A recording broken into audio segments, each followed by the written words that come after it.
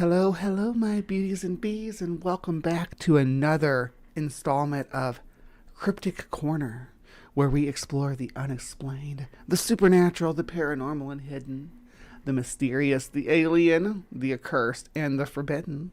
I'm your host, Miss Bumblebee, and do we have a weird one for you today?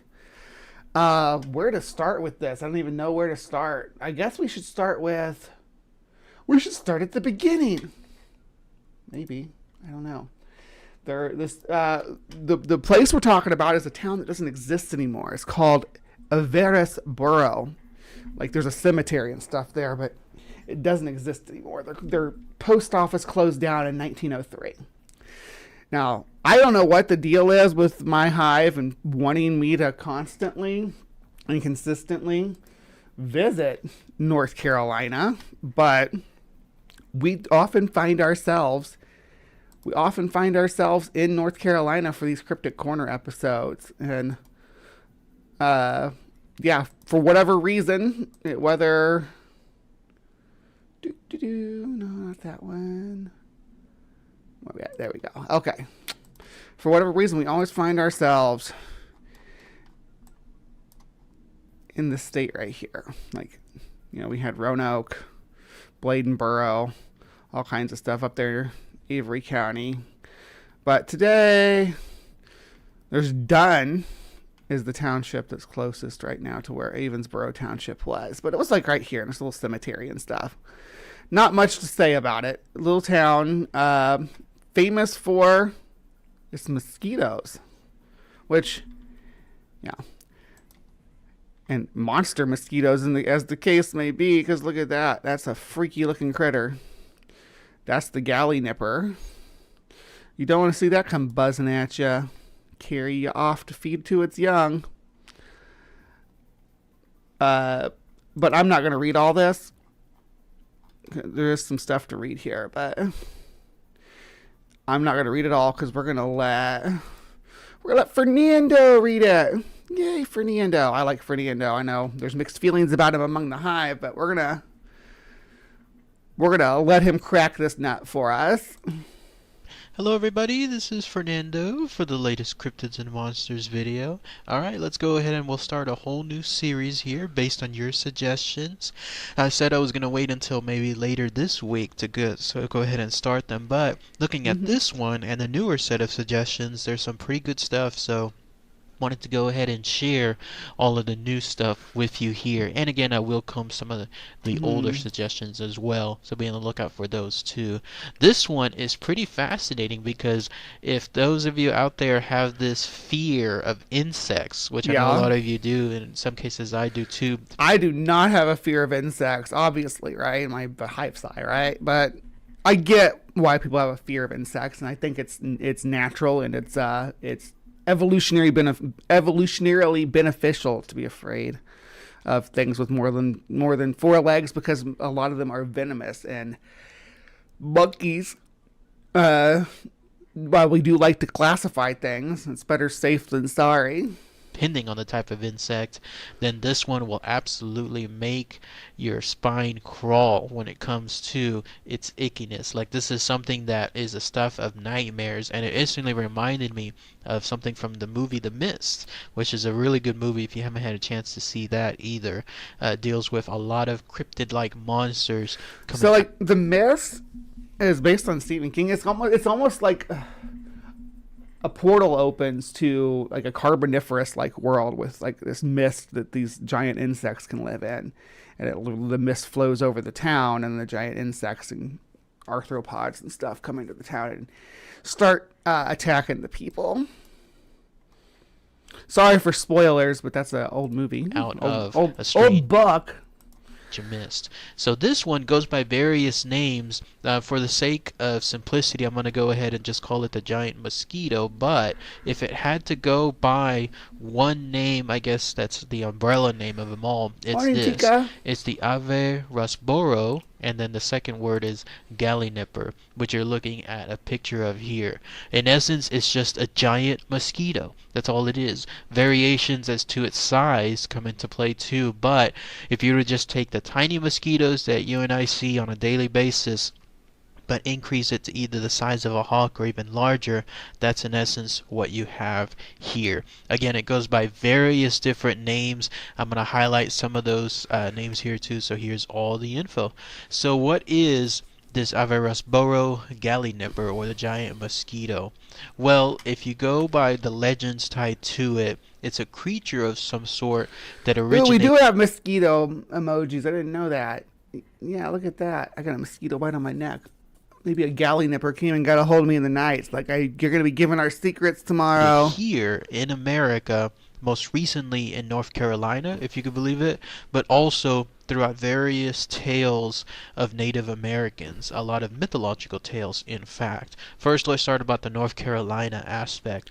You would have to go to about the 1800s, the time of the wild frontier, to start seeing more information about. And North Carolina is not on the wild frontier in the 1800s. The wild frontier is further west, west of the Mississippi. So, I mean, not to say that the Western Carolinas have ever been exactly sorry,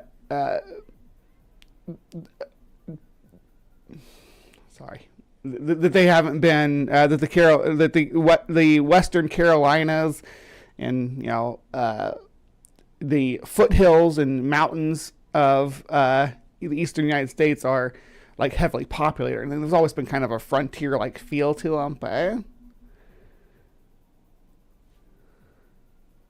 this, including its origins.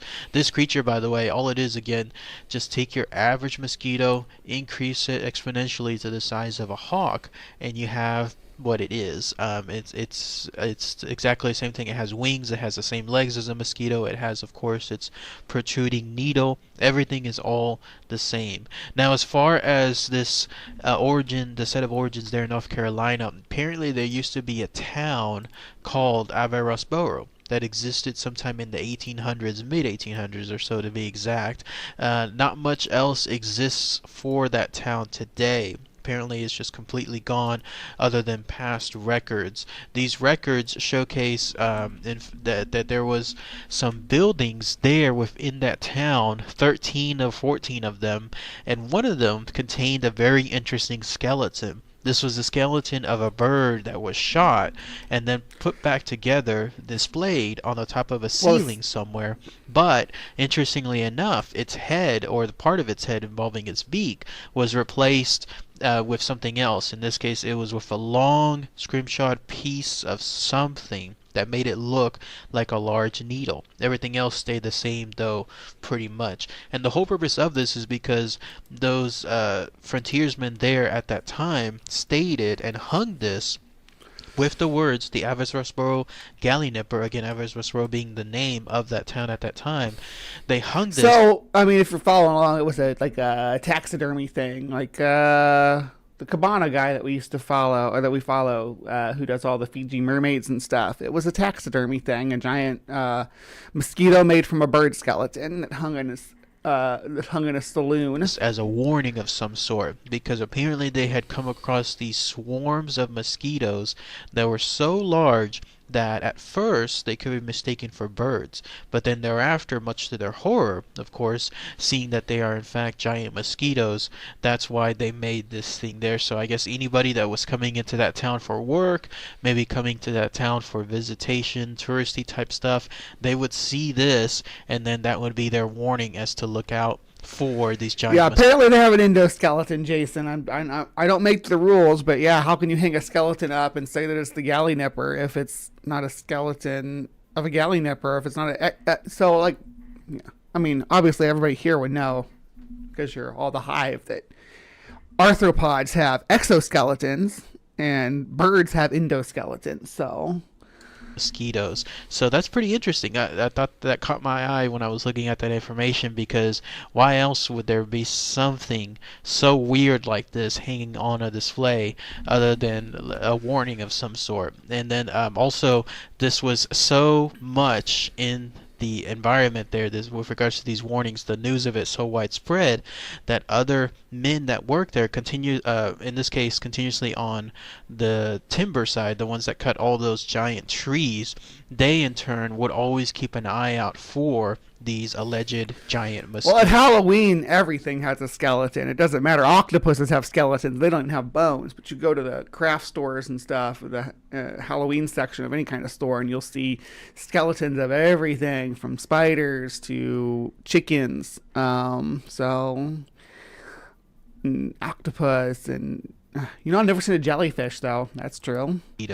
So pretty interesting stuff there. Now, as far as the Native American side, and it's Right, Brian Stevens gets it. Not a warning. It was a joke. It's a joke. It's like a jackalope, which we haven't covered yet on here, but just because, well, maybe we should have done that. But Fiji mermaids and jackalope taxidermy stuff is a lot of it. tied to it. Yes, there are indeed two variations of it. One of them is of a giant mosquito, this one far larger than a hawk, in this case a little bit larger than the man himself. It goes by the name of Roteo, and it was described by a Native American chief, a Tuscarora chief by the name of Elias Johnson. He was someone that was around the 1800s or so, and he described it as follows. He said that it flew like Jeepers Creepers from the movie, the Jeepers Creepers movie series. Look at the trees. He's kind of like a giant mosquito in a way. I mean, he does steal people's life force and incorporate it into his own. He's not like it. I don't think he's laying eggs though. Maybe he is. Maybe the creeper is laying eggs. Maybe the creeper's female. I don't know. I have only watched the first couple of those movies. I know there's more out now.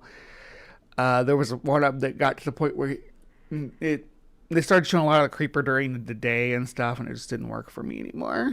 Clint's Reptiles does those cursed skeleton videos each Halloween. Yeah, I know. I watch them. I like it. about with vast wings making a loud. But I don't know. Clint, does Clint dislike them? He thinks they're funny too. I mean, they're supposed to be ridiculous. It's supposed to be over the top. Nobody thinks an octopus really has a skeleton or a snail really has a skeleton. Noise with a long stinger, and on whomever it lighted, it sucked out all of the blood and killed them. Many warriors were destroyed in this way, and all attempts to subdue it were in vain. This was his. Hey, Sumami, to clarify, isn't this the Florida state bird? Description, an actual chief, an Native American chief description of this giant mosquito. In this case, though, again, it was something that was larger than a man, and so it was something that was much feared because it could actually carry. That's fair. There probably are people in America who think that octopus have real skeletons, but yeah. It takes all types to make the world go around. I only watched the first Jeepers Creepers with the old milk truck that chased people. Yeah, that's the one. And then the winged guy that's inside of it. Well, he gets his wings come out of it in the second half of the show. It's got Justin Long in it. It's good stuff. But yeah, my problem with it is more the director, DeSalva. He is a problem. A person straight from the ground and then take it back to its lair. Also, what was interesting about this description is if you killed these mosquitoes, you didn't just outright stop the danger with that giant mosquito. Instead, you created a whole new dangerous situation because apparently smaller mosquitoes would come out of that giant mosquito after it was dead. So imagine that scenario.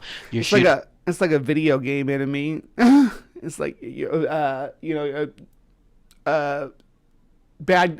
boss that you defeat, and it splits into little bosses, and you have to defeat each one of those too.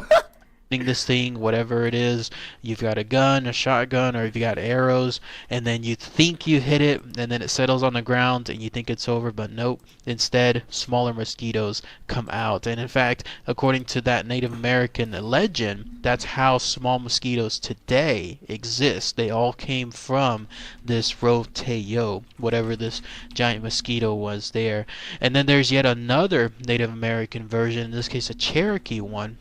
In this case, it's not a mosquito, but more along the lines of a giant yellow jacket wasp of some sort. And we'll get into that too. Yeah, Victor Salva's a terrible person. Yeah, yeah, so this does, the mythology of this does kind of like mix the lines between mosquitoes and vespids, and I don't like that because vespids are very distinct from mosquitoes and have a very distinct social One structure. too was also larger than a man, large enough to be able to pick them up and preferred children, in fact, because of their small size, and carried them back into their lair. There's even reference to it with regards to a cave located also, again, in North Carolina. The cave has a really unique name. I can't even say it, but I think it's spelled Tsgagnun. Okay, well, let's look at it real quick because we got time, and I had it pulled up here. Yeah. All right, so this is the cave here. It's as close in as we can go. Yeah, it's zoomed in all the way. So, if you wanted to visit this cave, if Franklin's, well, it's quite away from Franklin, I guess. It's all the way out in Tennessee, in the heart of the Smoky Mountain National Park, is this cave. Now, the Smoky Mountain National Park is chock full of caves. Let's not even pretend like it's not. Like there's, but if you're going on the 64 here, yeah, you're gonna want to head north after the Gibson Cove branch on the next left, and it'll take you up that way. And there's probably hiking trails and stuff up through here too, because we're looking at, again, Smoky Mountain National Park, which is absolutely huge. I think it's the biggest national park in the eastern United States. Actually, it's freaking massive. I mean, you can see right here. There's the borders of it. You know, it's a big park. Okay. However that's said, but it literally means where the yellow jacket was. So again, in reference to these giant creatures, these giant insect-like creatures of some sort. That how is it a binocular if it's single though? Is it a ocunocular? Stephen the Crusted Idiot. What? Okay. I have come to the conclusion since moving to Florida that the state bird should be the dipshit. Yeah, the crusted. Okay, now I get you. I thought you were calling Brian Stevens a crusted idiot. I was like, what the hell did I miss? Republicans in mythology. Yeah, because they're sucking the life force. The drunken blue-footed booby. Yeah, well, blue-footed boobies live in the Pacific, though. There are boobies in Florida, but they're not the blue-footed ones. That it inhabited that area. In fact, there's a saying that was described of them from the Native Americans. It said the hunters built fires around the hole so that smoke filled the cave and smothered this great insect and multitudes of the smaller ones, and then they escaped and increased until now the yellow jackets we know of today are all over the world. This also has references to being able to shoot, kill, whatever is the case, these giant yellow wasps. They were called, by the way, a name called Ulagu. I believe that's how it's stated. That was their name, their version of it. But if they were killed, then smaller wasps came out of the creature, and they in turn inhabited the earth. Like they are the ones that we know of. Yeah, straight up a boss fight from a video game, right? As of today. One other report too, in this case a lumber worker, a guy by the name of Red Saunders. He was one of the few people that survived an encounter with a Gallinipper. Because according to the folklore tied to the Averasboro Gallinipper, if you get stung by it, it's pretty much death. I mean, it's a giant mosquito. The poison tied to it, or whatever is the case, tied to that needle, it can pierce your arm all the way through, let alone imagine if it starts piercing your head. And then also it can suck the blood. Want to drink your brain like the big brain bug from Starship Troopers. Blood out of a person in one big giant gulp. Well, apparently this man, whoever he was, Red Saunders, had an encounter, and it was something that he survived, because apparently there was a gigantic bite on his arm of some sort, and it was attributed, I don't know if he did it or others that reportedly seen it, but they attributed it to this Gallinipper, and he was a survivor. But others have stated that it was actually a burn of some sort that was caused by a hot coal. For whatever reason, to this very day, his name, Red Saunders, is tied to this Gallinipper. So, but that's it. That's all the information really associated Yeah, there's really not a lot to it. with it. One last thing too, you can see the influences in the film The Mist. You're looking at one of the pictures here. I mean, they had that disgusting creature of some sort that landed on that poor girl's neck and then ended up stinging her. That was instantly reminded of this very same creature when I was reading about this Gallinipper, because here you have a situation where something is almost the size of a bird of something. Now, the reason why we can't get arthropods that grow this big right now is respiration, right? So, and that's why The Mist had that story plot. You know, Stephen King is not a slouch when it comes to putting every freaking detail possible into his books, but because oxygen levels are lower now than they were during, like, the Carboniferous, for instance. The Carboniferous, sometimes referred to as the Age of Insects, is when we had, you know, the giant dragonflies. We had the giant scorpions and things like that.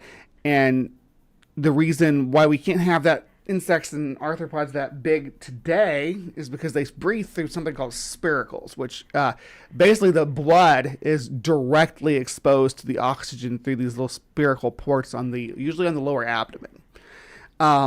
So basically insects and most arthropods breathe through their butt. They have their respiration is done through their abdomen, right?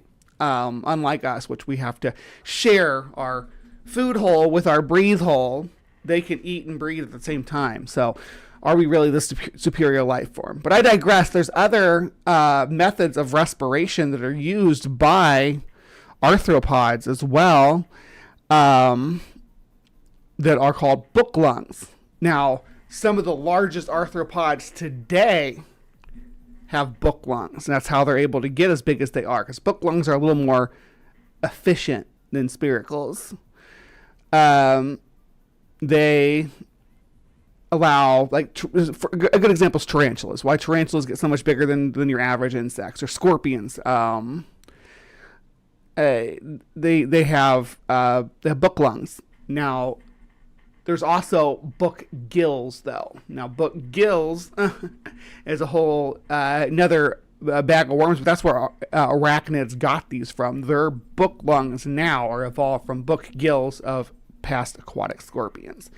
So, tangent that I just went on is for a reason, though. We know that the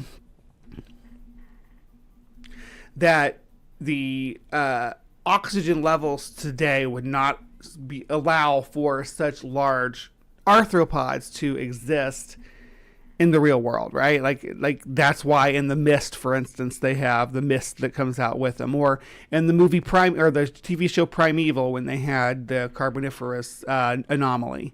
I don't know if y'all watched that show or not, but it was like these anomalies would open up to different timelines and different creatures and stuff would come out. There's one where a giant centipede thing came out. It was supposed to be like Arthropleura, but we all know Arthropleura wasn't really a predator. This thing was a venomous giant centipede predator, but I digress. It brought atmosphere with it. The thing about that is when they show these people interacting with these atmospheres, with these giant arthropods and these weird atmospheres, they never are high as fuck, because that level of oxygen would leave you high as fuck. You'd be like loopy, like you were on laughing gas, high as fuck. But we're not done with the Gallinipper, though.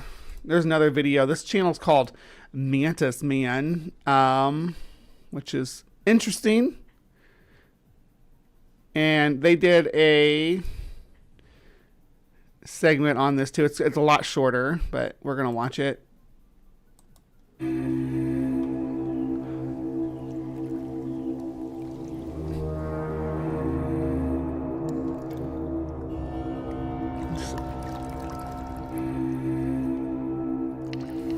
So for today's... This guy reminds me of the, who was the guy? There's another character we cover that wears the adventurer hats and stuff. And I don't mean Indiana Joe. We know Indiana Joe wears the adventurer stuff, but this guy, there's this whole genre of guys that wear like khaki or jungle adventurer attire and do cryptid content these days. Unknown mystery, we're going to cover a vampire myth. And like Morning, most Lori. vampire myths, it starts inside of a coffin. When people think of vampires, they usually think of famous fictional bloodsuckers like Dracula, but there have been plenty of vampire tales that stem from real or reported events. The oldest town in North Carolina, Bath, was once a prosperous seaport and haven to pirates, but exists today as a small, sleepy seaport. It was said that the town was cursed by Reverend Whitefield after the... Oh yeah, I know Coyote Peterson. I've covered him too. I'm not a fan of Coyote Peterson. I'm just going to be blunt with you guys right now. Coyote Peterson only serves to make people afraid of arthropods by exaggerating the impact of their bites. As far as stinging insects and stuff goes, he goes way over the top. town kicked him out for bizarre behavior, including sleeping in his own coffin. However, the vampire legends of the region go way back before Whitefield to the Native Americans of the area. I am the legend keeper of the Tuscarora Nation of North Carolina, and today I want to share some of our legends with you. Now, she's the main reason I picked this, because she's cool as fuck. Look at this. She got the whole aesthetic going, sitting in front of the fire with her drum and her dream catcher and all her effects. She's really, Let the stories begin. actually, I think she's on a green screen, but no, maybe she's not. After a while- She can't be on a green screen because there's a different angle. A pestiferous and annoying creature of the insect kind appeared in the guise of the roteo, a huge mosquito. It first appeared among the Tuscaroras along the Neuse River.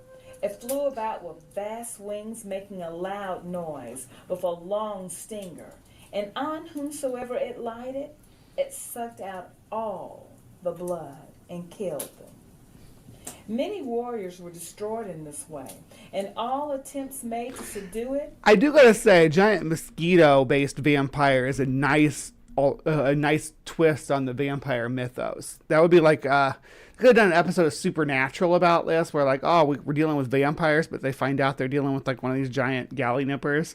Were vain. The town of Buffy or whatever. Averasboro faced a curse far worse than that of Bath. Only a cemetery and Civil War museum remind anyone passing through that the Cape Fear logging town of Averasboro existed. Carol remembers the old logging days on the Cape Fear River. Yeah, that's a trestle right there. That's an old trestle right there. That's a big trestle right there. Okay. Yeah, you used to load the logs on that counter by Copper sawmill. Cut them up. The town's property records of the 1850s reveal that 13 of the 14 public buildings in the town sold liquor. One of these taverns had the skeleton of what looked like a large flying animal suspended from the ceiling, its bones carefully wired together to make a large bird with a long piece of bone that looked like a large mosquito needle. Around the neck of the When I looked into this, a lot of people are speculating that the needle part was scrimshaw, so that would be like baleen, or not baleen, whalebone. Yeah, so bird parts except for the proboscis, which is whalebone. trophy hung a wooden plank that read, Averasboro Gallinipper. This trophy was meant to warn visitors of the swarms of mosquitoes so large they were mistaken for birds. Gallinipper flooded. There's a gallon of blood at one time. Is that a type of mosquito? Yeah. A big giant mosquito. Belief Giant in large mosquito. mosquitoes was so widespread that workmen cutting timber along the Cape Fear kept a wary eye out for the creatures. The Averasboro Gallinipper is a giant mosquito reportedly as large as a hawk. The sting carries on its head could slice all the way through a man's arm. A bite from the Gallinipper could mean death. So, I mean, that sounds like it's more like a blade than a sting. If it could slice through something, it's going to be a blade. Stink. Oh, one mosquito sent the other mosquito. Said, we'll eat him here or take him home. He said, no, the big one, take him away from us. In 1855, a lumber worker named Red Saunders was reportedly stung by a Gallinipper. The Cherokee Indians also spoke of the creature and believed it was large enough to swoop down and pick up children and carry it back to its lair. But again, we got a lot of this is fake lore, right? Obviously, because we're looking at, you know, a taxidermied specimen and stuff, but them trying to incorporate the origin legend of insects, of flying insects from Cherokee mythology into this, because the main problem that I have with that is that the Cherokee mythology's insect origin story is specifically about a yellow jacket, not a mosquito. But I guess the mosquito could be the yellow jacket's minion. A cave in western North Carolina called Sagog Nunyi, meaning where the yellow jacket was. We will be visiting the cave and set up a large mosquito trap, hopefully to capture the beast. And I could not find part 2 of this. I could not find it. Like, I looked for it just to find out if they ever followed through with it, and I could not find it. The only video that has the word vampire in it is this, and this is from 7 years ago too, and so it's not like it's something to be continued and we're just still waiting for it. Yeah, they never follow up on this. Obviously they didn't catch the Gallinipper in their mosquito trap, but I mean, that kind of goes without saying, right? I think we're really gonna find a giant mosquito. And but I digress. Yeah, this has been such a weird one for us. Let's look at I do want to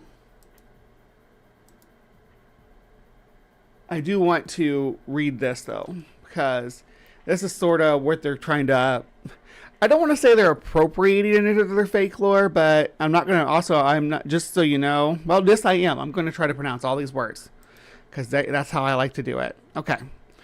A long time ago, people of the old town of Kenugalayi, Briartown, I guess would be, on Nantahala River in the present Macon County, North Carolina, were much annoyed by a great insect called Ulagu.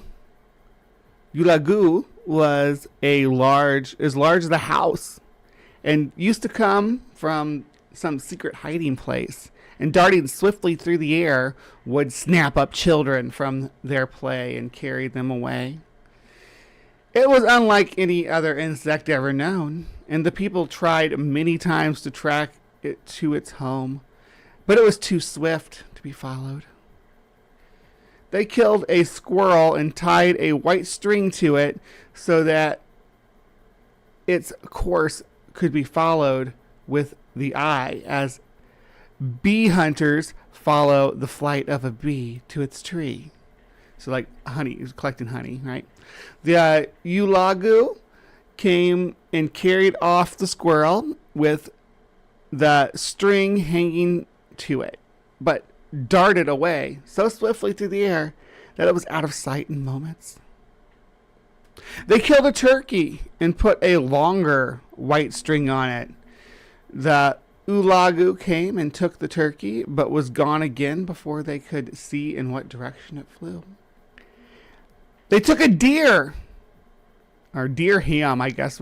Deer ham. That's maybe I'm just not versed in Appalachian terminology, but okay, deer ham, and tied a white string to it. And again, the Ulagu swooped down and bore it off so swiftly that it could not be followed.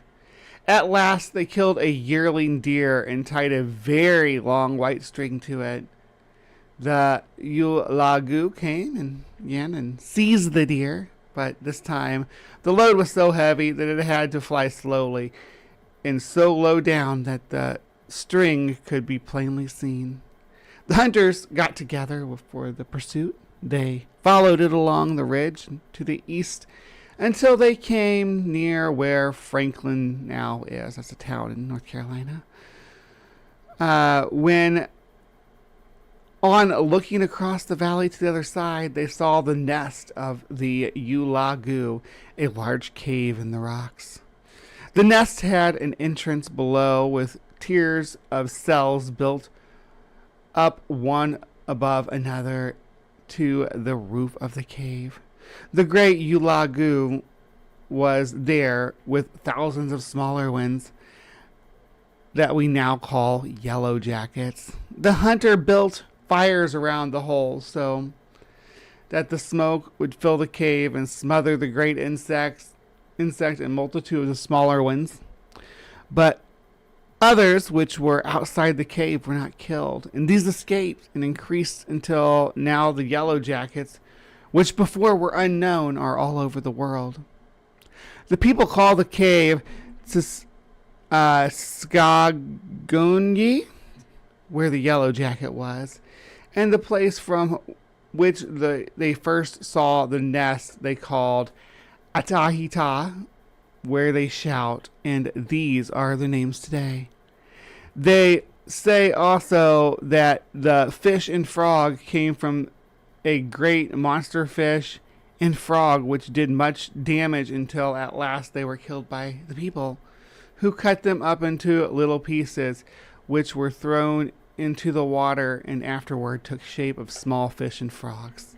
So that's like an origin story, mythology, and then we get people coming in to decide that they are going to incorporate that into their cryptid lore, to their fake lore, and take it with a grain of salt, I guess. It can be, it can feel a bit like cultural appropriation, but I do like the site. Look at they have all the Southeast legends here, of different creatures and characters, different gods and monsters from Cherokee traditions. Well, from more than Cherokee traditions, but this one specifically is a Cherokee from the Cherokee tradition.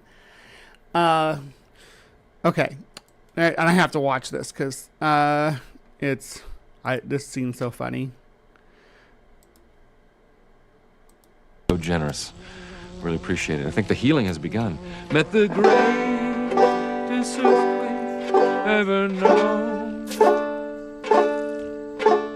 High on the rapids, it struck their tiny raft. That's good. And plunged them down. Getting anemic. I'm so tired. That's like a Gallinipper right there. 1,000 feet below. Yeah, I'm feeling weak. Really bushwhacked. Anyway, here's how I end it. A little arpeggio, nothing fancy. I gotta sleepy. Land of love. Ah! I'm so tired. Oh, gross! Yeah. That's a good scene. That's a good scene.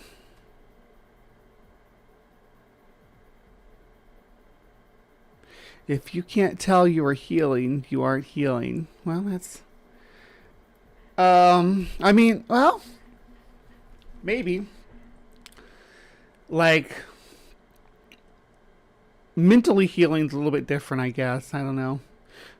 Let's go through some of the comments here. Every day when I get home from work, it's always great to see what she's left for me in the fridge. Who are we talking about? Somebody making you beef stew? I'm jealous. I love beef stew. Is a giant mosquito trap a giant bug zapper? I suppose it could be.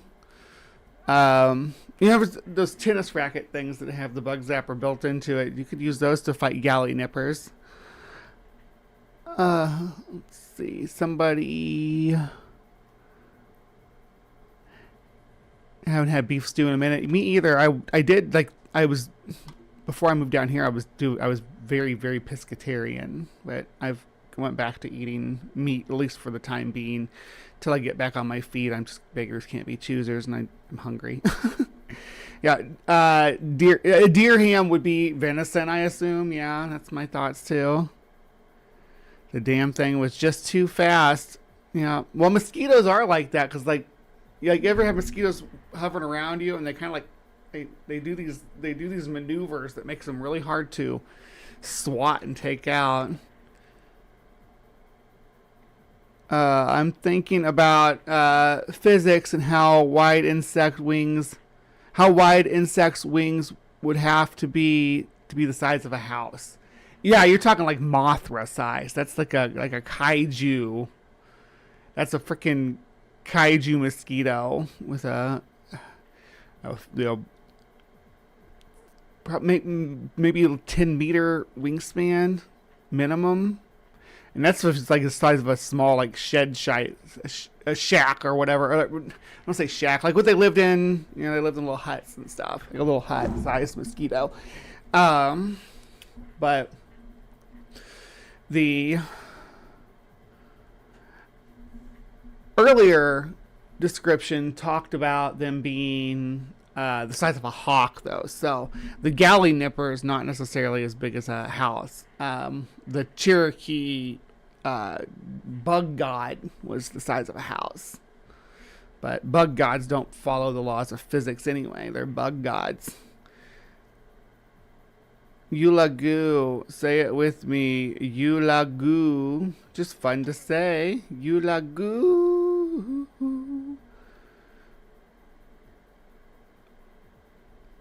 Would you eat a mosquito? We only have mosquitoes the size of small horses here, and that's in the UK from Spooky. Good morning, Spooky. Yeah, like a couple 100 feet at least, depending on how big big of a house. Yeah, and when I say house, I'm thinking more like a little Cherokee hut.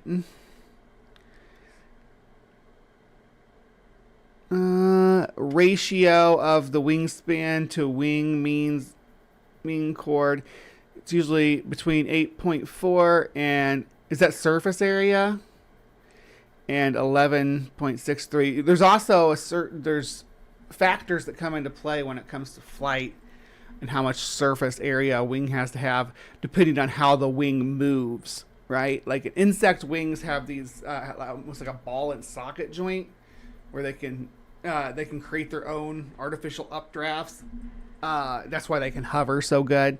Hummingbirds do that too, but most birds don't have as much flexibility and can't do that roll to create their own updraft. That's why there's you all remember the bee movie at the beginning. Oh, by all laws of aviation, bees shouldn't be able to fly. That's because you're using wing ratio that doesn't incorporate the updraft. And we did cover some stuff on that before when we talked about the dude that claimed he invented a flying machine with using beetle wings and stuff. You don't know what the body length to span or body width to span is, but there's a dB for that. Yeah, and also density. Bringing some facts and math. We got lots of math coming at us. Weight would also be weight would be a major factor, Jason. Absolutely. Yes, chitin does have a crush strength, although it's pretty good. It's probably not enough for this size. Yeah. The hawk size is definitely doable, though.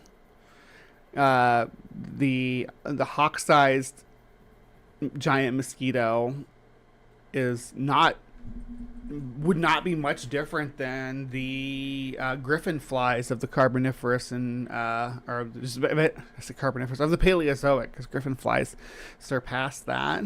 Bree, we are talking about my daughter who made another batch of cinnamon rolls and a batch of gluten-free since her person is intolerant. So good. She's a great cook. I'm glad your kid's getting some freaking cooking skills. Absolutely.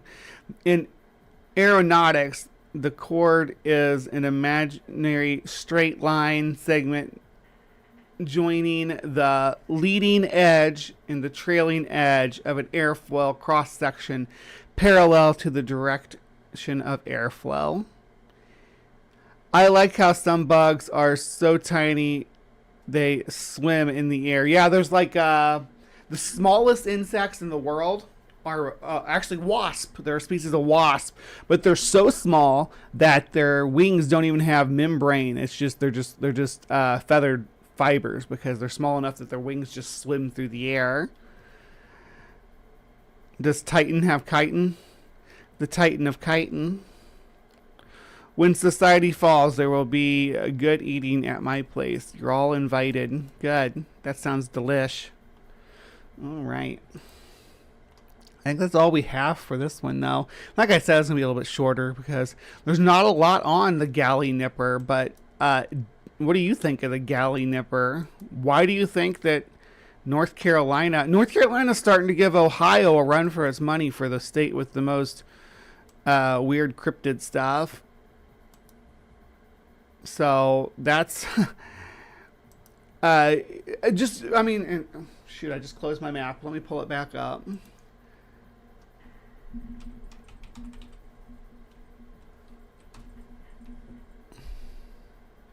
No.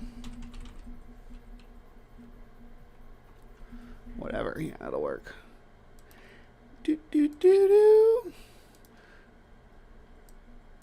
Because let's look at this. Let's compare. I actually haven't done too much in Ohio lately, but let's look at the map real quick because we still got a few more minutes of Cryptic Corner to go. Still got almost 15 minutes, really. This one, this giant insect stuff was coming up a little short, but I could have done more. Could have done a whole episode on doing like the taxidermy thing, but I thought the giant mosquito deserved its own. Honestly, I think the giant mosquito and the giant yellow jacket both deserve their own. But let's look here. So in North Carolina, 1, 2, 3, 4. We got 4 locations. And in Ohio, yeah, Ohio still, we got 1, 2, 3. I got 3 locations. Now, obviously, I got a lot in Illinois just because of personal bias.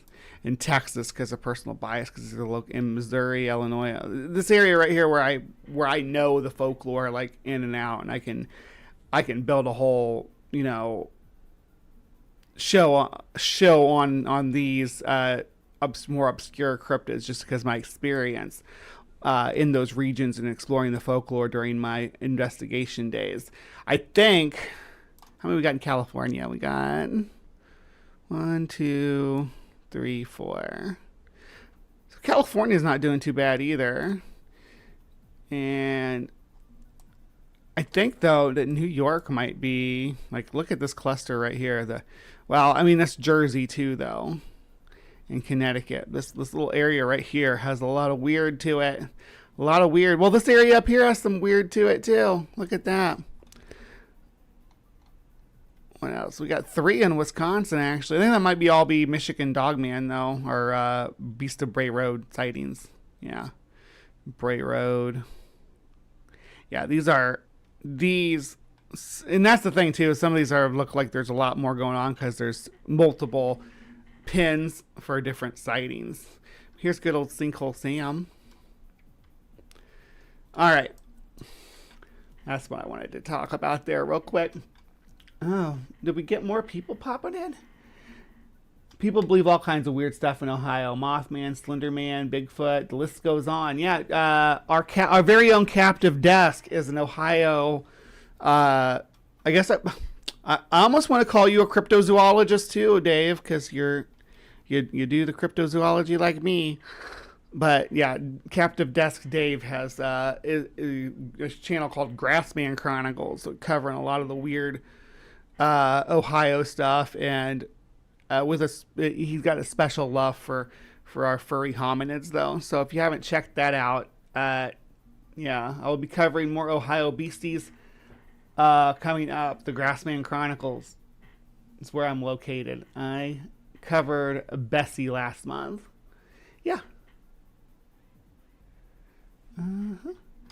People believe all kinds of weird stuff. You know what a titty mun is? Or should I say no? I know what titty mun is. He was this little guardian of the Finlands in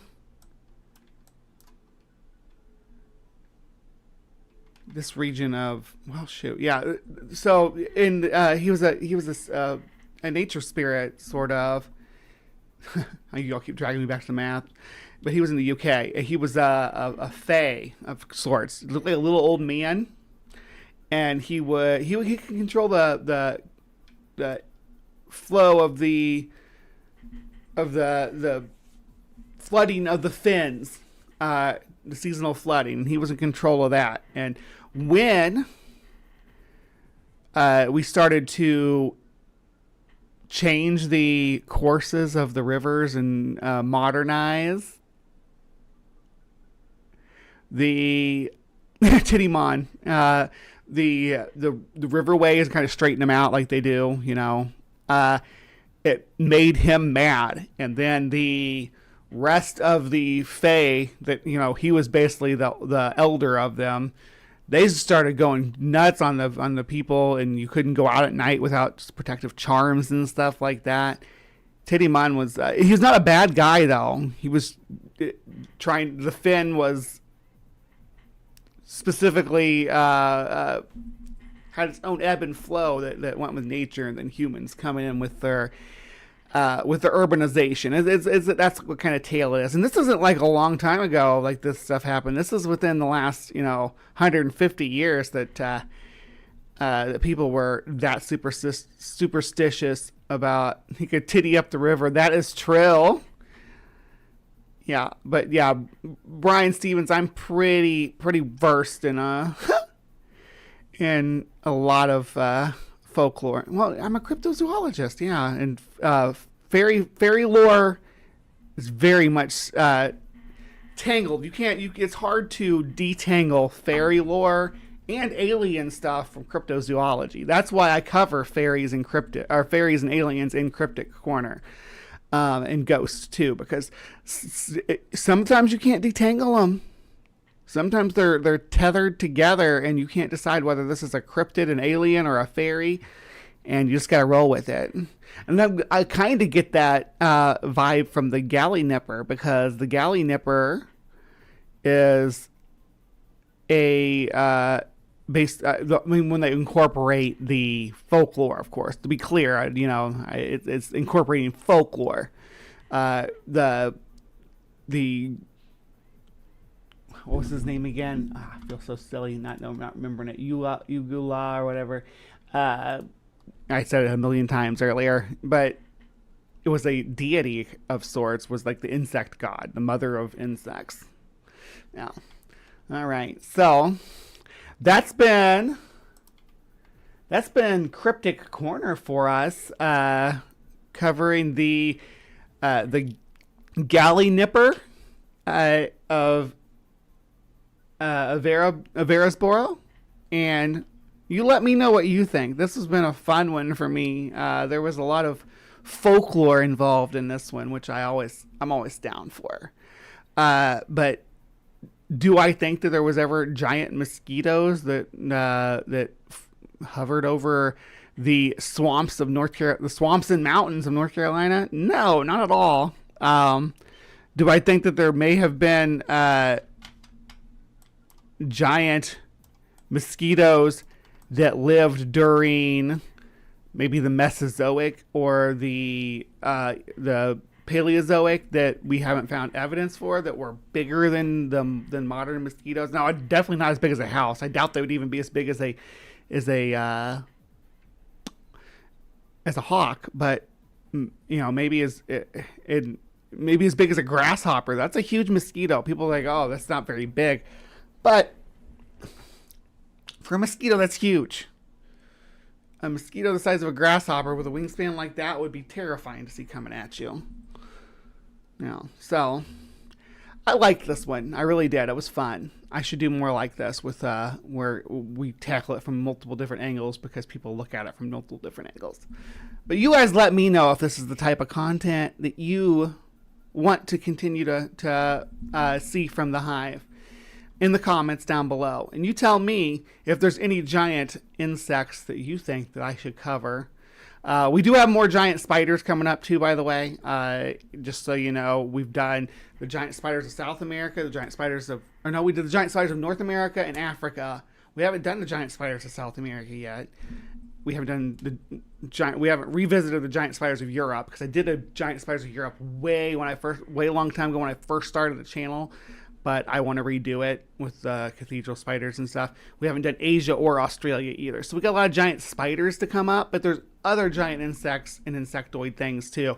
The mantis men, we covered that not too long ago. So there will be more creepy crawly cryptids in our future. Yay, new Cryptic Corner t-shirts. Yeah, let me plug that real quick too, and I'll put that as the end thing on this too. Cryptic Corner t-shirts are available. There's they're 4 houses of cryptozoology. We got you've got Mothman, you've got the Jersey Devil, you've got the Michigan Dogman, and you've got the